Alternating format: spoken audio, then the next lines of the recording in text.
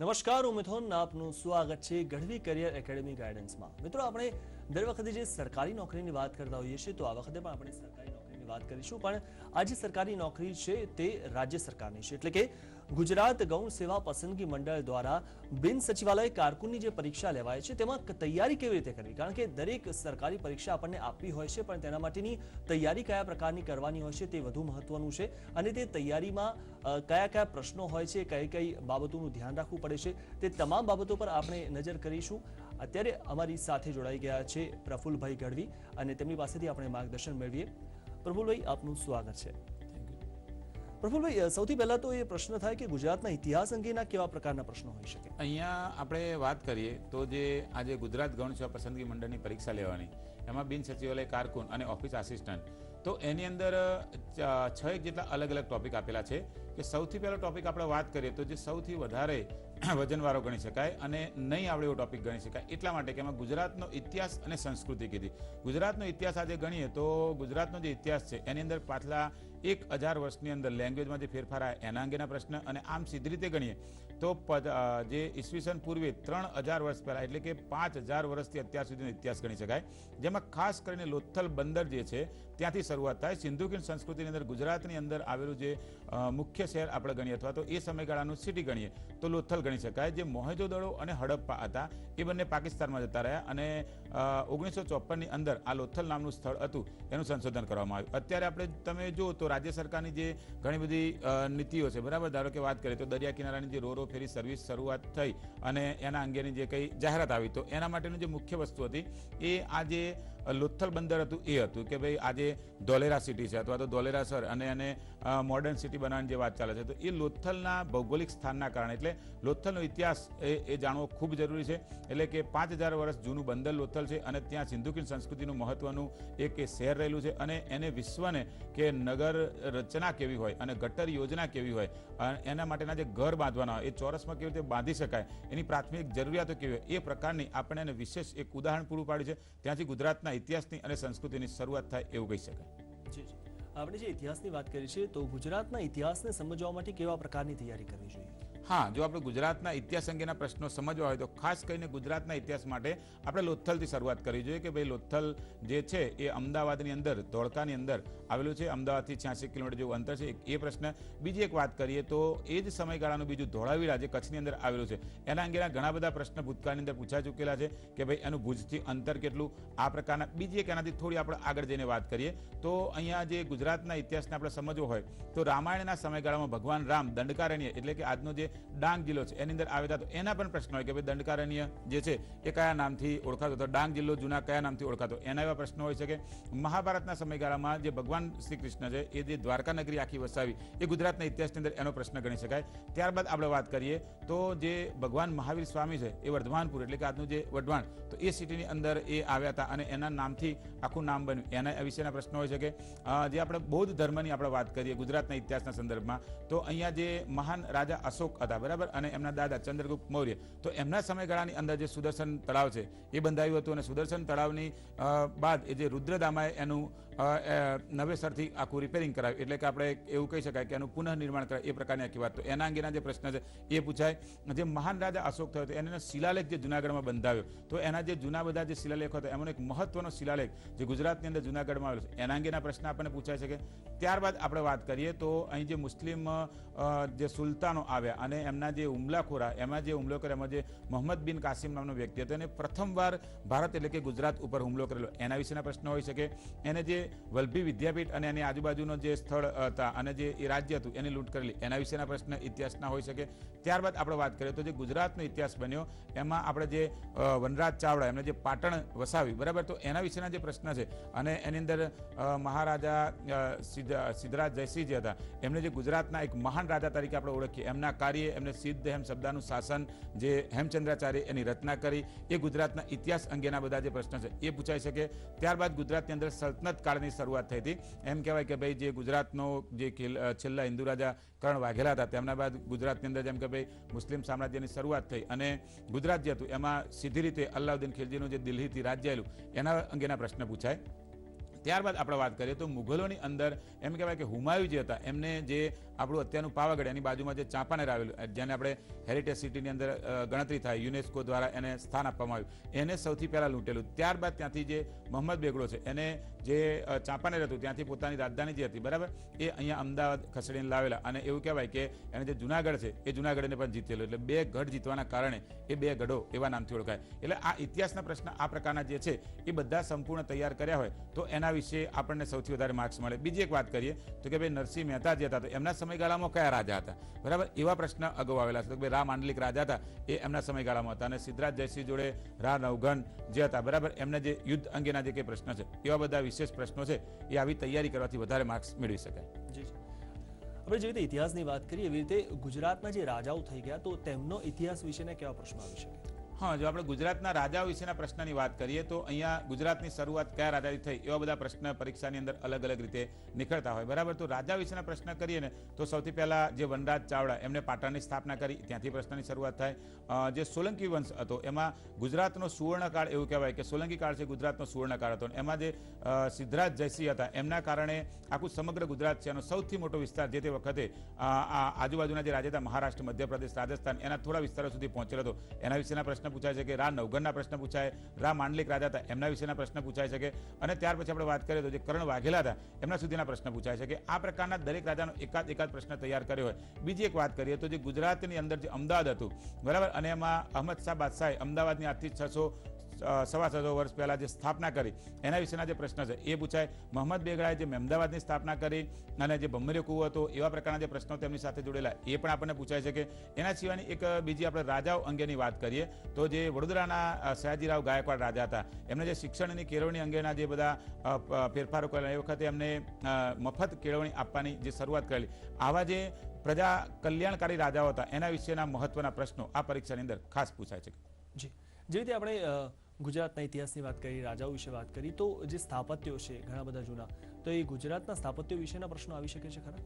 હા, ગુજરાતનું જે સ્થાપત્ય છે એના અંગેના ઘણા બધા પ્રશ્ન આવે. આપણે વાત કરીએ તો કે ભાઈ સૂર્ય મંદિર મોઢેરા છે બરાબર એ એક ગુજરાતનું સ્થાપત્ય કહેવાય એનો પ્રશ્ન આવી શકે. બીજી એક આપણે વાત કરીએ તો અહીંયા શાહજહાં જેમને તાજમહેલ બંધાવ્યો હતો એમને ગુજરાતની અંદર જ મોતી મહેલ જે શાહીબાગની અંદર આવેલો છે એના વિશેના જે પ્રશ્ન એ ભૂતકાળમાં આવેલા એ પણ એવા પ્રકારના પૂછાઈ શકે. જૂના સ્થાપત્યની અંદર વાત કરીએ આપણે તો જે લોથલ છે બરાબર તો એની અંદર 4 ફૂટ સુધીની ઊંચાઈવાળું જે સ્થાપત્ય એટલે કે જૂનું નગર હતું એના વિશેના જે પ્રશ્ન છે એ પૂછાઈ શકે. આપણે બીજું જૂનાગઢની અંદર વાત કરીએ તો અશોકના શિલાલેખ છે એને જે ઉપરકોટનો કિલ્લો છે બરાબર એ ઉપરકોટનો કિલ્લો એ સ્થાપત્યની અંદર એનો સમાવેશ થાય એ વિશેના જે પ્રશ્ન છે એ પૂછાઈ શકે.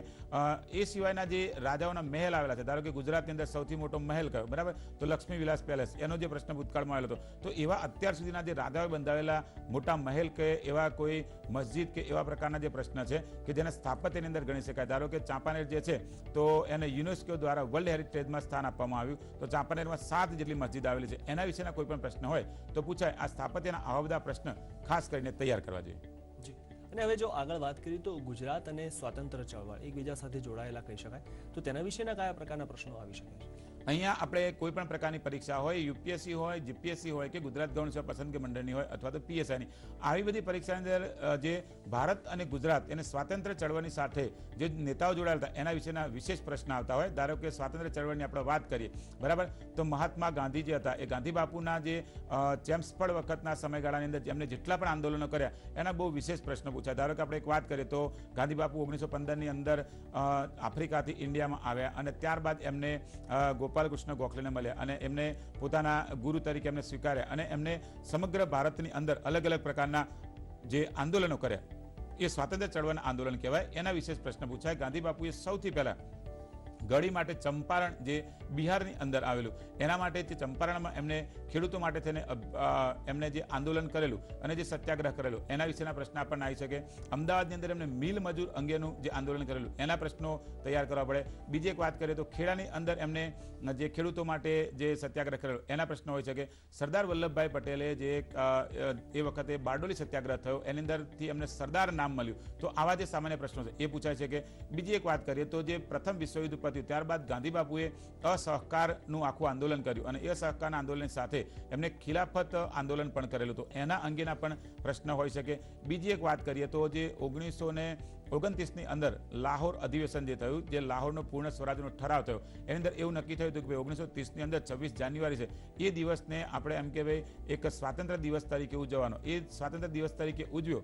ત્યારબાદ અંગ્રેજોએ ભારતને આઝાદી આપી નહીં, અને પછી એમાં 1930ની અંદર માર્ચ મહિનામાં બરાબર જે દાંડીકૂચ નીકળી, તો દાંડીકૂચ નીકળી એ ગાંધી બાપુએ જાહેર કરેલા સવિનય કાનૂન ભંગ ચળવળ હતી, એના પરિણામ સ્વરૂપે જ દાંડીકૂચ થઈ હતી. અને ત્યારબાદ જે મીઠાનો ભાવ વધ્યો હતો એને કંટ્રોલ કરવામાં આવ્યો હતો, અને જે ગાંધી ઇરવિન કરાર થયા એના આધારે આપણી આઝાદી ધીમે ધીમે એના જે પ્રશ્ન હતા એ સરળ થતા હતા. એ પ્રકારના આપણે ઇતિહાસના દરેક પ્રશ્ન અત્યારે રીડિંગ કરતા હોઈએ એ વખતે ખાસ એમાં ધ્યાનમાં રાખવાનું. અને આવા બધા જે પ્રશ્ન છે કે ધારો કે સવિનય કાનૂન ભંગની ચળવળ થઈ, એના પરિણામ સ્વરૂપે જ દાંડીકૂચ થઈ, અને એના પરિણામ સ્વરૂપે જ જે મીઠાનો ભાવ વધ્યો હતો એને ઓછો કરવામાં આવ્યો હતો, અને જે તે વખતે એ આંદોલન સફળ થયેલું અને યથાવત રાખવામાં આવ્યું હતું.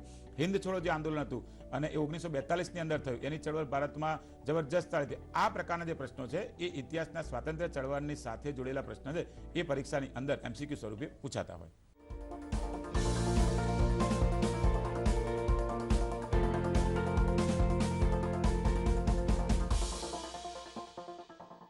રજૂ છે નવા યુગનું નવું મહિન્દ્રા યુવો.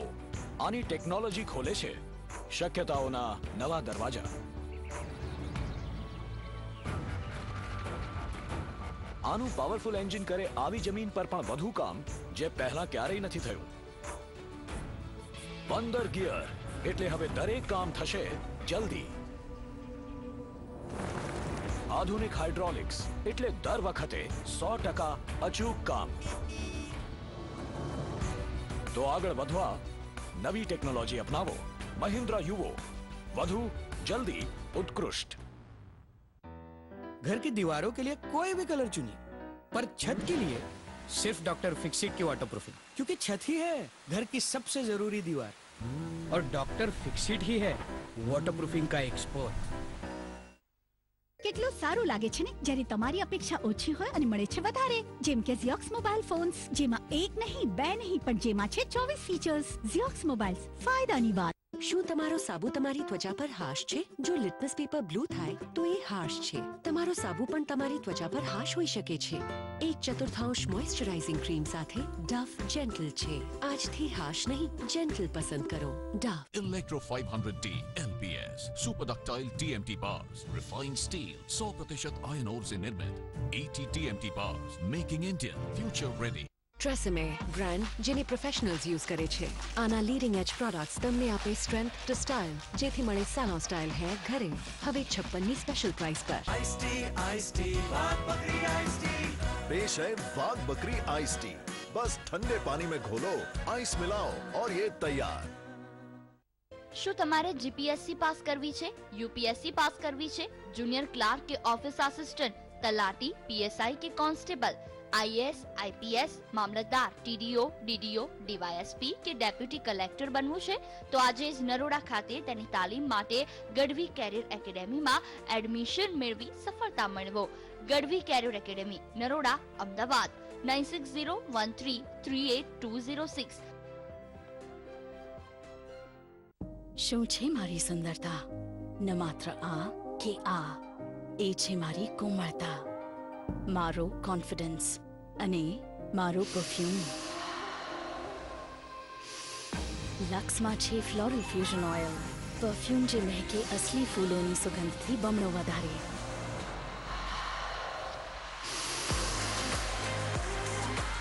મારી સુંદરતાનું રહસ્ય લક્સ પરફ્યુમ. હજારોમાં એક છે, મળી લે. શું મામાસી, 1,05,008 માંથી એક કેમ નહીં? ડાઉનલોડ ધી ગુજરાતી મેટ્રીમની એપ અને હજારોમાં કેમ લાખોમાં એક પસંદ કરો.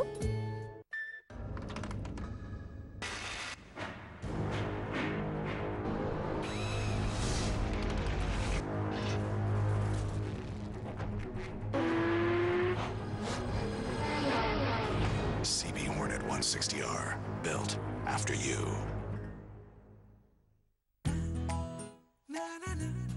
Wow, Mummy superstar. Autograph please. Pen please. 1, 2, 3, 4. 4 Santoor સાબુ. હવે 4 સંતૂર સાબુ સાથે એક ₹12ની પેન બિલકુલ મફત.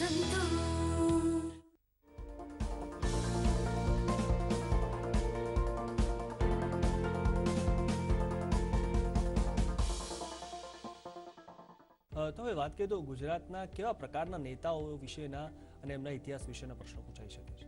ગુજરાતના આપણે નેતાઓ વિશેના ઇતિહાસના પ્રશ્નોમાં જઈએ તો સૌથી પહેલા આપણે વાત કરીએ કે ભાઈ સરદાર વલ્લભભાઈ પટેલ, એમને સરદાર કેવી રીતે નામ મળ્યું, અથવા તો એમને જે પણ કંઈ કાર્ય કર્યા બારડોલી સત્યાગ્રહની અંદર અને ભારતનું વિલીનીકરણ કરી અને સમગ્ર ભારતના જે 562 દેશી રજવાડાઓ હતા એને ભેગા કર્યા, એવા પ્રશ્નો હોઈ શકે.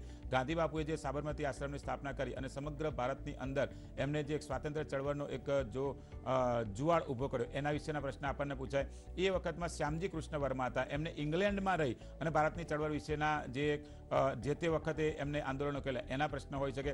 ત્યારબાદ આપણે મહાગુજરાત આંદોલનની વાત કરીએ તો એમાં જે મુખ્ય નેતા હતા ઇન્દુલાલ યાજ્ઞિક, બરાબર, તો એ મહાગુજરાત આંદોલન જે થયું અથવા તો મહાગુજરાતની ચળવળ થઈ એના કોણ મુખ્ય નેતા હતા, એવા પ્રશ્ન એની અંદર આવી શકે.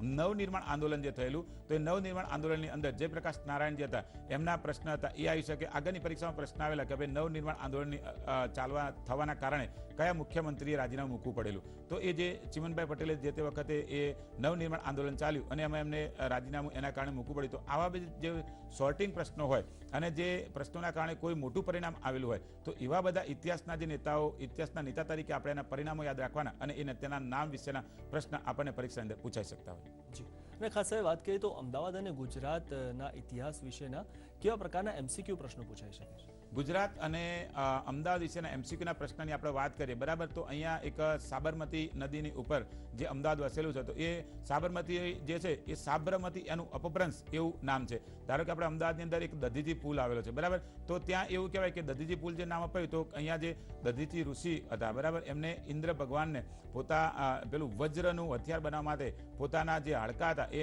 ભગવાનને માગવાના કારણે એમને આપી દીધેલા. તો આ પ્રકારના જે પ્રશ્ન છે એ બીજી એક વાત કરીએ તો અમદાવાદ જે હતું, તો અમદાવાદની અંદર એમ કહેવાય કે એનું જૂનું નામ હતું એ આશાવલી હતું. કર્ણદેવ રાજા જીતેલું એના કારણે એનું નામ કર્ણાવતી નગરી હતું, એવું ઇતિહાસની અંદર ઉલ્લેખ છે. તો ત્યારબાદ અહમદ શાહ બાદશાહે જે આ અમદાવાદ હતું એ અમદાવાદ શહેર વસાવ્યું, એવું પણ એક અત્યારે આપણને નામ આખું અલગથી જોવા મળે છે, બરાબર. તો આવા જે બધા અલગ અલગના પ્રશ્ન છે કે ભાઈ અમદાવાદનું ભૂતકાળના નામ હતા, સ્ટેપ બાય સ્ટેપ આપણે જોઈએ તો કે ભાઈ આશાવલી થયું, કર્ણાવતી થયું, અમદાવાદ છે. તો આવા જે બધા પ્રશ્ન છે અમદાવાદની સાથે જોડેલા અથવા તો ગુજરાતનું મુખ્ય જે રાજ્ય તરીકે ગુજરાત જે રાજ્ય છે એના મુખ્ય શહેર તરીકે જે અમદાવાદ છે એના વિશેના આવા જે પ્રશ્ન છે એ આપણે તૈયાર કરવા જોઈએ. જી, ગુજરાતની સંસ્કૃતિની વાત કરીએ તો ગુજરાતની સંસ્કૃતિ વિશે કયા પ્રકારના પ્રશ્નો પૂછાઈ શકે છે? ગુજરાતની સંસ્કૃતિ વિશેના પ્રશ્નની આપણે વાત કરીએ તો એવું કહી શકાય કે વિવિધતામાં એકતા, એ પ્રકારના ગુજરાતની અંદર 12 જેટલા અલગ અલગ પ્રકારના ધર્મ જોવા મળે. ધારો કે આપણે આગળની પરીક્ષાઓ નાયબ મામલતદારની કી હતી એની વાત કરીએ તો લાલ દરવાજાની અંદરથી પ્રશ્ન પૂછેલો કે ભાઈ યહૂદીઓનું ધર્મસ્થળ જે છે, બરાબર, એ ગુજરાત એટલે કે અમદાવાદની અંદર કયા સ્થળે આવેલું. તો આવા જે પ્રશ્ન છે એ હોય છે કે બીજી એક આપણે વાત કરીએ સંસ્કૃતિની, તો ગુજરાતની અંદર અલગ અલગ પ્રકારની બધી સંસ્કૃતિ આપણને જોવા મળે. ધારો કે ગુજરાત જે છે તો એની અંદર આપણે વાત કરીએ તો દરેક ધર્મના અલગ અલગ પ્રકારના રીત રિવાજો જોવા મળે. રીત રિવાજોની સાથે એમના તહેવાર અલગ અલગ જોવા મળે, એની સાથે અલગ અલગ પ્રકારના નૃત્ય જોવા મળે. તો આપણે અહીંયા જોઈએ તો સંસ્કૃતિની અંદર અલગ પ્રકારના જે ગરબા જે છે, બરાબર, એ નૃત્યની અંદર આવતા એ પ્રકારના પ્રશ્ન પૂછાય. ટિપ્પણી નૃત્ય છે, એવા પ્રકારના સાંસ્કૃતિક જે પ્રશ્ન છે એ પૂછાતા હોય. અહીંયા જે મંજીરા નૃત્ય છે તો એ શું છે, અથવા તો પઢારો જે છે એ મંજીરા નૃત્ય ભાલ પ્રદેશની અંદર કરતા હતા, એવા પ્રકારના પ્રશ્ન પૂછાય. આવા ગુજરાતના 16 જાતના અલગ અલગ પ્રકારના જે નૃત્યો છે એ સાંસ્કૃતિક પ્રશ્નની અંદર એનો સમાવેશ થાય. ગુજરાતની ચિત્રકળા છે, ગુજરાતનું સ્થાપત્ય છે, આ દરેક બાબતો જે છે અને ગુજરાતની રહેણીકરણી અને એમાં જે અલગ અલગ પ્રકારની જ્ઞાતિઓ છે એમના જે તહેવારો છે એ વિશેના પ્રશ્ન આપણને પૂછાઈ શકે.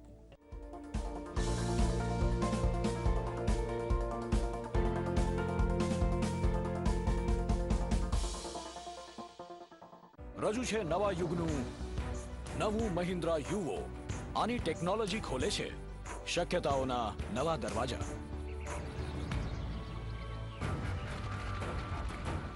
આનું પાવરફુલ એન્જિન કરે આવી જમીન પર પણ વધુ કામ જે પહેલા ક્યારેય નથી થયું. 15 ગિયર એટલે હવે દરેક કામ થશે જલ્દી. આધુનિક હાઇડ્રોલિક્સ એટલે દર વખતે 100% અચૂક કામ. તો આગળ વધવા નવી ટેકનોલોજી અપનાવો. મહિન્દ્રા યુવો, વધુ જલ્દી ઉત્કૃષ્ટ. Wow, mummy superstar. Autograph please. Pen please. 1 2 3 4. 4 Santoor સાબુ. હવે 4 સંતૂર સાબુ સાથે એક 12 રૂપિયાની પેન બિલકુલ મફત. હજારોમાં એક છે, મળી લે. શું મામાસી 1,05,008 માંથી એક કેમ નહીં? Download the Gujarati matrimony app અને હજારોમાં કેમ લાખોમાં એક પસંદ કરો. घर की दीवारों के लिए कोई भी कलर चुनिए, पर छत के लिए सिर्फ डॉक्टर फिक्सिट की वाटर प्रूफिंग, क्योंकि छत ही है घर की सबसे जरूरी दीवार और डॉक्टर फिक्सिट ही है वाटर प्रूफिंग का एक्सपर्ट.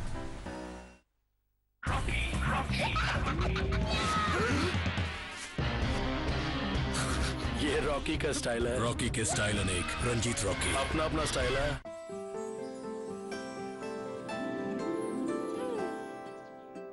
मम्मा सूरज ने मैजिक થી આમ ગાયબ કરીએ. આકાશના ટુકડાથી નાઈ નાઈ કરીએ. સમરમાં લાગીએ આપણે ફ્રેશ ફ્રેશ. મારી મમ્મી લાગે જાણે પ્રિન્સેસ. પેઝમાં છે મિન્ટ એક્સ્ટ્રેક્ટ અને ગ્લિસરીન જે બનાવે ત્વચાને સોફ્ટ અને ફ્રેશ. સમઝમાં પણ Disney frozen now on DVD. Win મારો પાવડર આનાથી સારો છે. તારો વીન શું આવા ફીણ આપશે? જો આને કહેવાય સફાઈ. ઊંડે સુધી સફાઈ. મેં આપણી બાલદીઓ બદલી નાખી હતી ભાભી. હું પણ બદલી નાખું છું. હા, મારો પાવડર. શું ભરપૂર ઝાગ અને સફાઈ બે દાગ એક સાથે? હા, આવી ગયો છે ન્યૂ વતન વોશિંગ પાવડર અને ડિટર્જન્ટ કેક. ઓછી મહેનત અને સફાઈ જબરદસ્ત. રાખશે આપના હાથ પણ કોમળ એક મનમોહક ખુશ્બુ સાથે.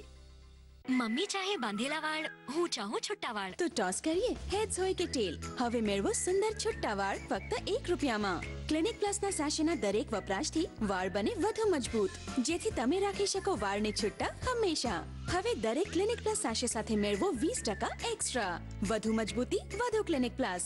હજારોમાં એક છે, મળી લે. શું મામાસી 1,05,008 માંથી એક કેમ નહીં? Download the Gujarati matrimony app અને હજારોમાં કેમ લાખોમાં એક પસંદ કરો. Wow mummy superstar. Autograph please. Pen please. 1 2 3 4. 4 Santoor સાબુ. હવે 4 સંતૂર સાબુ સાથે એક ₹12ની પેન બિલકુલ મફત.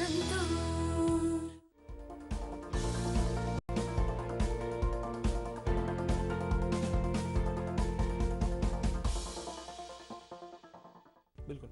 હજી તે નૃત્યોની વાત કરી તો અલગ અલગ પ્રકારના નૃત્યો વિશે વિસ્તૃત પ્રશ્નો પૂછાઈ શકે છે. હા, અલગ અલગ પ્રકારના જે નૃત્યો છે એના વિશેના સ્થળ વિશેના પ્રશ્ન પૂછાય. ધારો કે આપણે થોડી વાર પહેલા વાત કરી કે ભાઈ ટિપ્પણી નૃત્ય છે તો એ ખાસ કરીને કઈ જગ્યાએ અથવા તો કોણ કરતું હતું, તો આવા પ્રશ્ન ભૂતકાળમાં આવેલા કે ભાઈ ચોરવાડ જે છે ત્યાંની જે મજૂરી કરનારી બહેનો હોય એ આ પ્રકારના નૃત્ય કરતા, એટલે એને મજૂરીની અંદર એને ઓછો શ્રમ પડે એટલા માટે એ નૃત્ય કરતા, એટલે એ નૃત્યનું નામ શ્રમહારી નૃત્ય, એટલે કે શ્રમ ઓછો થઈ જાય. એ ગાતા ગાતા ટીપતા ટીપતા નૃત્ય કરતા હોય એટલે એ નૃત્યનું નામ ટિપ્પણી નૃત્ય પડ્યું. બીજી એક આપણે વાત કરીએ તો ઠાગા નૃત્ય, બરાબર. તો એ ઉત્તર ગુજરાતની અંદર એ નૃત્ય થતું હોય અને એ સરસ એનું જ્યારે નૃત્ય ગવાતું હોય એટલે કે ગરબા સ્વરૂપે, ત્યારે એની જે સ્પીડ હોય એ સ્પીડી ગરબા જેવું હોય, એટલે એમાં એક જોવાની મજા આવે. બીજું એક આપણે વાત કરીએ તો ભાવનગરનો જે વિસ્તાર છે ત્યાં ઢોલોરાણો એક એવું નૃત્ય આવતું હોય, તો આ નૃત્ય કયા વિસ્તારમાં થાય એવા પ્રકારના જે પ્રશ્ન હોય એ આપણને પૂછાતા હોય.